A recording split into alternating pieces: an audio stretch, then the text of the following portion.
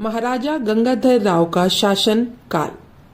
महाराजा गंगाधर राव का विवाह हो जाने के बाद जब झांसी राज्य पर पहले का चढ़ा हुआ सारा ऋण खत्म हो गया, तब उन्हें झांसी का पूर्ण राज्याधिकार प्राप्त हुआ। इसकी सूचना बुंदेलखंड के पॉलिटिकल एजेंट कर्नल सलीमन ने अंग्रेज सरकार को दी। सरकार ने महाराजा गंगाधर को राज्य का अधिकार देते समय यह शर्त रखी थी कि बुंदेली लोगों के उपद्रव से राज्य की रक्षा करने के लिए झांसी दरबार को अपने खर्च से कुछ अंग्रेजी सेना रखनी पड़ेगी। अंग्रेजी सरकार का बहुत आग्रह देखकर गंगाधर राव ने 2027 रुपए प्रांत सरकार को सेना रखने के लिए अलग से निकाल कर दे दिए और 2 पलटन तथा 2 तोपखाने अपने अधीन रख लिए। जब ये सब बातें सरकार ने स्वीकार कर ली, तब उनके राज्य अधिकार प्राप्त का उत्सव मनाया गया। पॉलिटिकल एजेंट ने राज्य के खजाने में बचे हुए 30 लाख रुपए नकद गंगाधर राव को दिए। इसी प्रकार बहुत से सरदारों और जागीरदारों ने भी आनंद सूचक अनेक बहुमूल्य चीजें महाराज को भेंट दी। झांसी की प्रजा ने भी अपने अपने घरों में उत्सव मनाया। इससे यह पता चलता है कि गंगाधर राव झांसी प्रांत की प्रजा को बहुत प्रिय थे। महाराज ने राज्याधिकार मिलने पर ऐसे अनेक काम किए जिनसे प्रजा को सुख प्राप्त हुआ। सबसे पहले उन्होंने राज्य व्यवस्थापक सभा का प्रबंध किया। काम में दक्ष, चतुर और प्रामाणिक पुरुषों को अच्छी अच्छी जगह दी। राघव रामचंद्र सनत नामक एक बुद्धिमान पुरुष राजमंत्री के पद पर नियुक्त किए गए। दरबार के वकील का काम नरसिंह राव को सौंपा गया। अदालत के काम पर नाना भोपटकर नियुक्त किए गए। इसी प्रकार उन्होंने हर छोटे बड़े काम पर अच्छे अच्छे आदमी चुन चुनकर नियुक्त किए। जिन जिन स्थानों पर ठाकुर और बुंदेलों ने उपद्रव मचा रखा था, वहां पर थोड़ी थोड़ी सेना भेजकर उन्होंने उसका उचित प्रबंध किया। इस प्रकार कार्य करने से झांसी प्रांत में चारों ओर शांति ही शांति दिखाई देने लगी और प्रजा बहुत सुखी और संतुष्ट हो गई। महाराज गंगाधर राव बहुत वैभवशाली पुरुष थे। उन्होंने अपने राज्य को वैभव संपन्न करने का बहुत उत्साह था। वे अपने राज्य की पूर्व धन संपत्ति और पूर्वजों की तरह राजसी ठाट बढ़ाने की बहुत कोशिश किया करते थे।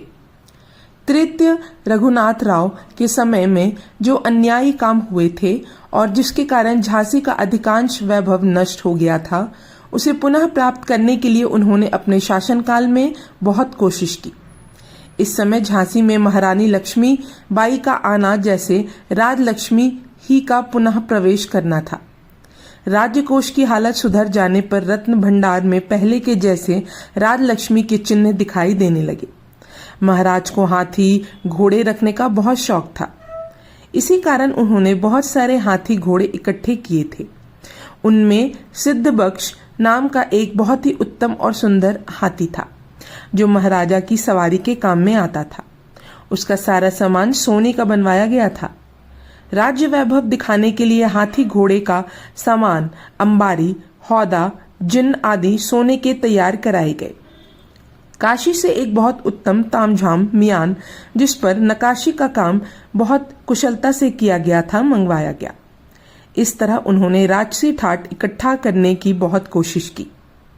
खुद झांसी राज्य और ठाकुर लोगों की सब मिलाकर 5000 के करीब सेना थी और 4 तोपखाने थे। इस व्यवस्था में गंगाधर राव के शासन समय की उत्तमता और उनके लंबे समय तक की गई कोशिश का फल साफ पता चलता है। गंगाधर राव का स्वभाव जितना नम्र था, उनकी आज्ञा में उतना ही सख्ती थी।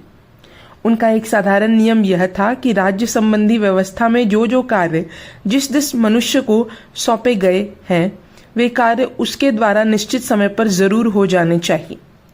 किसी कार्य में निश्चित समय से अधिक देरी होने पर वह खुद उसका विचार करते थे। ओरछा, दतिया, समथर, चरखारी, पन्ना, छत्रपुर इत्यादि जगहों के बुंदेल राजा उनको काका साहब के नाम से संबोधित करके उनको मान देते थे। सारांश यह है कि गंगाधर राव बहुत चतुर, दयालु, कार्यदक्ष और राजनीति निपुण थे। इसलिए उस समय अंग्रेज अधिकारी उनका बहुत सम्मान करते थे। उन्होंने अपने शासन समय में अंग्रेज सरकार तथा झांसी राज्य की वंशागत मित्रता को बहुत मजबूत कर दिया था। राज्य की व्यवस्था पूरी तरह से सुव्यवस्थित हो जाने पर महाराजा गंगाधर राव की इच्छा तीर्थ यात्रा करने की हुई। इसके प्रबंध के लिए उन्होंने गवर्नर जनरल को लिखा गया। अंग्रेज सरकार ने उनकी यात्रा का पूरा प्रबंध कर दिया। तब वे माघ सुदी सप्तमी संवत 1907 सन 1850 ईस्वी को परिवार सहित काशी की ओर रवाना हुए। जगह जगह पर सरकार ने उनके सम्मान का उचित प्रबंध पहले ही करवा रखा था। महाराज का स्वभाव इतना तेजस्वी था कि यदि उनका जरा सा भी अपमान होता तो वे उसे सहन नहीं कर सकते थे। काशी पहुंचने पर वहां के एक अधिकारी ने उनको ना पहचान कर उनका उचित मान नहीं किया, परंतु बाद में जब उसे पता चला कि ये झांसी के महाराजा गंगाधर राव हैं, तब उसने उनसे क्षमा करने के लिए प्रार्थना की। उसी प्रकार राजेंद्र बाबू नामक किसी एक आदमी ने उनकी खड़ी ताजिम नहीं दी, तो उन्होंने इसे अपना अनादर समझकर राजेंद्र बाबू को दंड दे दिया। इसका बाबू राजेंद्र साहब ने अंग्रेज सरकार से निवेदन किया, तो वहां से उनको यह उत्तर मिला कि गंगाधर राव बहुत बड़े राजा हैं। यदि तुमको उनके खड़े ताजीम देना स्वीकार नहीं था तो तुम अपने घर में बैठे रहते। इसी यात्रा में महाराज ने प्रयाग, गया इत्यादि अन्य तीर्थों की भी यात्रा की और बहुत से दान धर्म के कार्य भी किए। महारानी लक्ष्मीबाई ने काशी जाकर अपने जन्मभूमि की दर्शन किए। तीर्थ यात्रा से लौट आने पर शहर में बहुत बड़ा आनंद उत्सव मनाया गया। इसी वर्ष ईश्वर की अपार कृपा से अगहन सुदी 11 संवत 1908 सन 1891 ईस्वी को महारानी लक्ष्मीबाई का पुत्र उत्पन्न हुआ।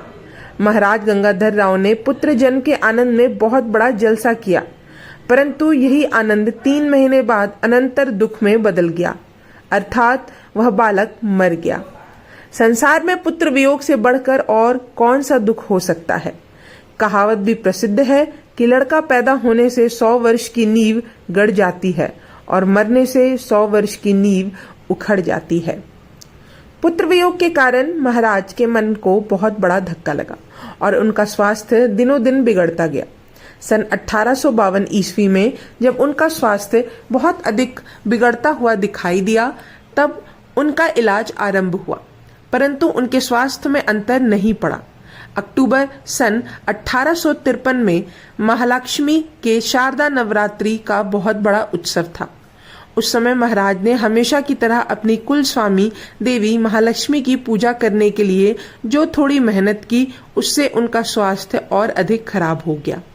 वैद्यों और हकीमों ने बहुत कोशिश की, परंतु सारी मेहनत बेकार हो गई। जब महारानी लक्ष्मीबाई को महाराजा गंगाधर राव का स्वास्थ्य ज्यादा बिगड़ता हुआ दिखाई देने लगा, तब वह बहुत व्याकुल हो उठी।